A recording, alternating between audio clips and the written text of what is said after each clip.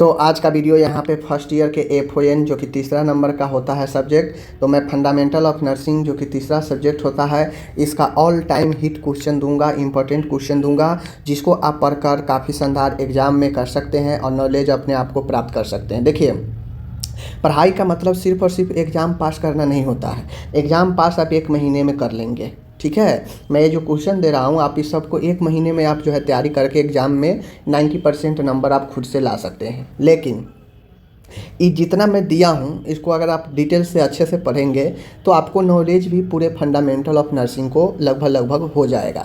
तो आपको डिसाइड करना है कि आपको नॉलेज लेना है या एग्ज़ाम के पर्पज़ से पढ़ना है, क्योंकि आपके पास नॉलेज नहीं रहेगा, एग्ज़ाम के पर्पज़ से ऊपर सिर्फ क्वेश्चन पढ़ेंगे तो फिर हो गया आपका कंपटीशन में नर्सिंग में बैठेंगे तो परेशानी उतना से ज़्यादा होगा, कम नहीं होगा, ठीक है।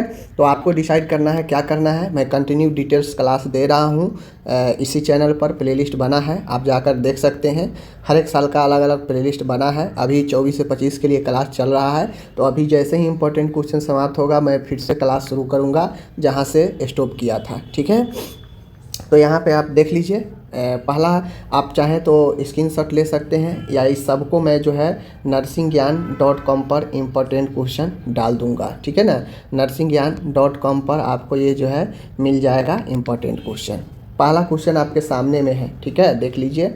नर्सिंग प्रक्रिया के बारे में, उसके चरण के बारे में पूछ रहा है। दूसरा इसी में क्वेश्चन है, चाहे तो आप यहाँ से स्क्रीनशॉट लेकर रख सकते हैं। ICU में भर्ती मरीजों का नर्सिंग देखभाल का योजना बनाना है, ठीक है, ये हो गया। चलिए आगे बढ़ते हैं। दूसरा प्रश्न है यहाँ पे हैंड वॉशिंग, ठीक है, इम्पोर्टेंट टेक्निक पूछता है और यहाँ पे सावधानी क्या क्या बरतनी चाहिए वो है। आगे क्वेश्चन यहाँ पे देख सकते हैं, औषधि, शरीर में औषधि पहुँचाने के मार्ग लिखना है, औषधि देने में सुरक्षा का उपाय लिखना है, ठीक है, और मुंह द्वारा दवाई देने में नर्स का क्या उत्तरदायित्व है इसको बताना है, ठीक है। आगे क्वेश्चन है यहाँ पे बैंडेज के 5 उद्देश्य बताएं, बैंडेज के नियम बताएं, बैंडेज के प्रकार बताएं। तो अगर पट्टी बांधने से संबंधित क्वेश्चन पूछेगा तो यहीं से पूछेगा। आगे है बेड सोर के बारे में, ठीक है, देख लीजिए। प्रेशर सोर, इसी को बेड सोर भी बोलते हैं। बेड सोर के कारण, लक्षण, चिन्ह और इसके रोकथाम के क्या करेंगे ये लिखना है। आगे है घाव, वाउंड के प्रकार और वाउंड के मैनेजमेंट, ओके। नेक्स्ट क्वेश्चन है संप्रेषण कौशल क्या है, संप्रेषण के महत्व को चर्चा करें। नर्सिंग के कानूनी और नैतिक पहलुओं को वर्णन करें, ठीक है, ये आपको बताना है। आगे है यहाँ पे नाड़ी की परिभाषा बताएं, पल्स क्या होता है, पल्स हम कहाँ से किन स्थानों से ले सकते हैं वो साइट लिखना है। नाड़ी दर को प्रभावित करने वाले कारक को बताना है, ओके। आगे क्वेश्चन है यहाँ पे, देखिए इस क्वेश्चन में आपको नाड़ी दर की एक विशेषता भी पूछ सकता है, कैरेक्टरिस्ट भी, तो एक क्वेश्चन आप इसमें कैरेक्टरिस्ट का भी ऐड कर लीजिए, ठीक है। अब यहाँ पे नेक्स्ट क्वेश्चन है आप सभी के सामने, प्राथमिक सहायता के नियम बताएं, सिद्धांत, आपदा प्रबंधन में नर्स की क्या भूमिका होती है उसको बताएं, ओके।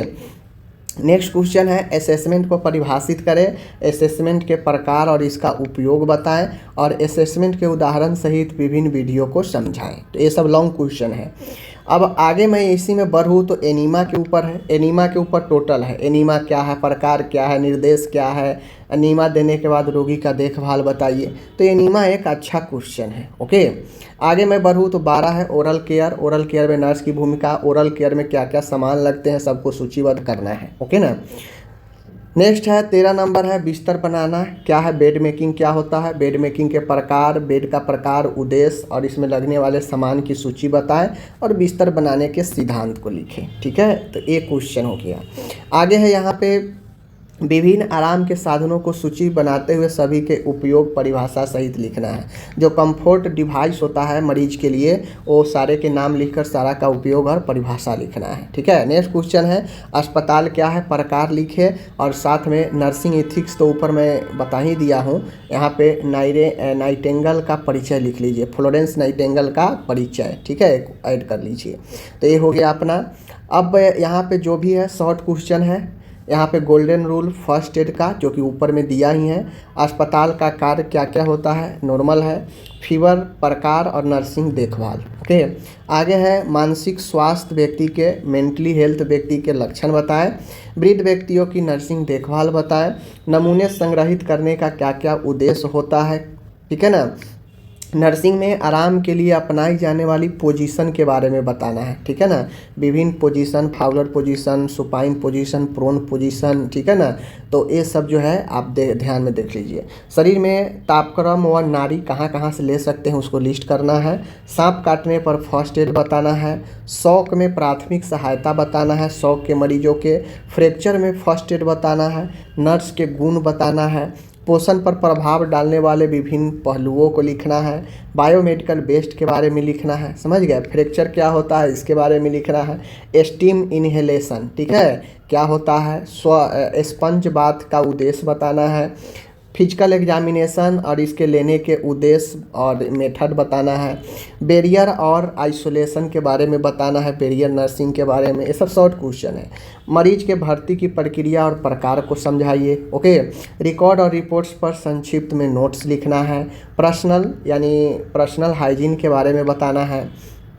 आगे है बेहोश रोगी के देखभाल कैसे करेंगे, सीपीआर के बारे में बताना है, ठीक है। गर्म और ठंडे, कोल्ड और हॉट एप्लीकेशन के बीच अंतर स्पष्ट करना है। और आगे है एक रोगी को अस्पताल से छुट्टी की प्रक्रिया और प्रकार। ऊपर था भर्ती और यहाँ है छुट्टी, ध्यान दीजिएगा। आगे है नर्स रोगी संबंध को बताना है। रोगी की अंतिम अवस्था में देखभाल को समझाना है, ओके। और नक्सीर में प्राथमिक सहायता, फर्स्ट एड इन एपिस्टेक्सिस। और उसके बाद लास्ट क्वेश्चन है यहाँ पे विभिन्न नमूना संग्रह में नर्सिंग भूमिका और सावधानियाँ को बताना है नमूना संग्रह में। तो इस प्रकार से 30 शॉर्ट क्वेश्चन मैंने दिया और 15 जो है लॉन्ग क्वेश्चन दिया। टोटल मैं बात करूँ तो 45 क्वेश्चन दिया। अगर आप इतना पढ़ लेते हैं तो आपके अंदर जो एग्ज़ाम को लेकर जो डर बना रहता है वो डर खत्म हो जाएगा। और ये सारे क्वेश्चन ऑल टाइम हिट है, कभी भी किसी भी साल आप इसको यूज कर सकते हैं। आपको ये क्वेश्चन निराश होने नहीं देगा, बल्कि हर एक साल 90% सब्जेक्टिव यहीं से आएगा, ठीक है। 90 से लेकर 95% सब्जेक्टिव यहीं से पूछा जाएगा। तो आप लोग इसको तैयारी अच्छे से कर लेंगे, उम्मीद है, ठीक है। मिलते हैं अगले वीडियो में, धन्यवाद।